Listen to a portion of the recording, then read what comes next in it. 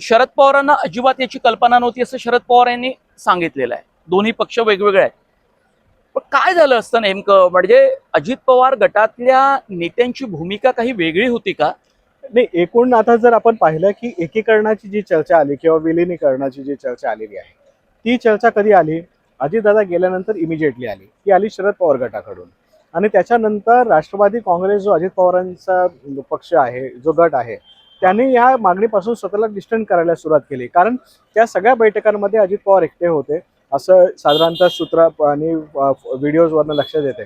त्याचबरोबरीने नेमकी काय वाटाघाटी झाल्या हा एक मोठा मुद्दा आहे. पुन्हा ज्या पार्श्वभूमीवर हे सगळे नेते शरद पवारांपासून फुटून एनडीएचा घटक झाले, त्याच्या मागची पार्श्वभूमी अशी होती की बऱ्याच लोकांच्या मागे चौकशा चालू होत्या, ईडीची थेट होती आणि ह्या सगळ्या याच्यातून वाचण्यासाठी सगळेजण पक्षातून बाहेर फुटलेले आहेत. तर यामुळे शरद पवारांच्या पुन्हा छायेखाली जाणं, पुन्हा शरद पवारांची नेमकी भूमिका एनडीए बाबत अजून स्पष्ट नाही. ते भाजपसोबत जाणार आहेत का, सगळ्यात मोठा प्रश्न आजच्या घडीला.